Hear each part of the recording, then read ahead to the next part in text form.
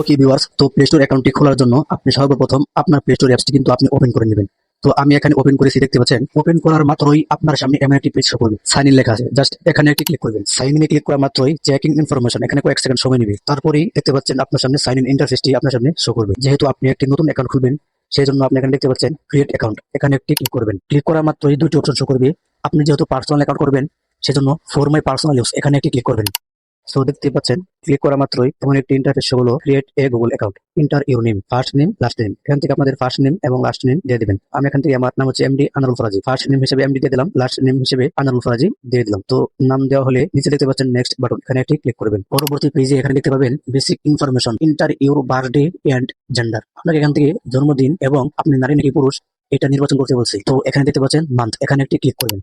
এখান থেকে আপনি কোন মাসে জন্মগ্রহণ করেছেন সেই মাসটি এখান থেকে সিলেক্ট করে নেবেন। তারপর দেখতে পাচ্ছেন ডে, ইয়ার, এখান থেকে আপনি জন্ম তারিখ এবং সাল সিলেক্ট করে নেবেন। তো এগুলো দেওয়া হলে নিচে দেখতে পাচ্ছেন জেন্ডার, এখানে একটি ক্লিক করে দিবেন। ক্লিক করার মাত্র দেখতে পাচ্ছেন এমন একটি পেজ হলো, এটা আছে ফিমেল মেল। ফিমেল মানে মহিলা, মেল মানে পুরুষ। আপনি যেটা সেটা এখান থেকে সিলেক্ট করে নেবেন। আমি এখান থেকে মেল সিলেক্ট করে নিলাম। তো এগুলো দেওয়া হলে নিচে দেখতে পাচ্ছেন নেক্সট বাটন, এখানে একটি ক্লিক করে দিবেন। তো ক্লিক করার সাথে সাথে আপনার সামনে এমন একটা ইন্টারফেস শো করবে। এখানে দেখতে পাচ্ছেন মূলত আপনাকে প্লে স্টোর অ্যাকাউন্ট করার জন্য আপনাকে একটি ইমেল অ্যাড্রেস তৈরি করতে হয়। তো দেখতে পাচ্ছেন গুগল অটোমেটিকলি আমাকে দুইটি ইমেল অ্যাড্রেস তৈরি করে দিয়েছে। তো আপনারা চাইলে এখান থেকে যেকোনো একটি সিলেক্ট করে নিতে পারবেন। তো আমি এখান থেকে নিব না। আবার দেখতে পাচ্ছেন 3 নম্বর অপশনে create your one Gmail address. তো এখানে ক্লিক করে আপনার মতো করে আপনার ইউজার নেম আপনি কাস্টমাইজ করে নিতে পারবেন। তো আমি এখান থেকে আমার ইউজার নেমটি দিয়ে দিচ্ছি। দেওয়ার পর নেক্সট বাটনে ক্লিক করে দিচ্ছি। আপনারা নেক্সট বাটনে ক্লিক করে দিবেন। নেক্সট বাটনে ক্লিক করার পর দেখতে পাচ্ছেন আমার এখানে ইউজার নেমের নিচে লাল লেখা উঠছে, অর্থাৎ আমি যে ইউজার নেমটি দিয়েছি এই ইউজার নেমে সেম আরো ইমেল অ্যাড্রেস অলরেডি তৈরি করা আছে, এই জন্য তারা আমার এই ইউজার নেমটি নিচ্ছে না। তো আমি এখন আমার ইউজার নেমের সাথে কিছু সংখ্যা অ্যাড করে দেবো। আপনাদের ক্ষেত্রে যদি এমন হয়, আপনারা সেম আপনাদের ইউজার নেমের সাথে কিছু সংখ্যা অ্যাড করে দিবেন। তারপর নেক্সট অপশন, জাস্ট এখানে একটি ক্লিক করে দিবেন। আমি নেক্সট অপশনে ক্লিক করে দিচ্ছি। তো দেখতে পাচ্ছেন ক্লিক করার সাথে সাথে এমন একটি পেজ শো করলো, ক্রিয়েট এ স্ট্রং পাসওয়ার্ড। এখান থেকে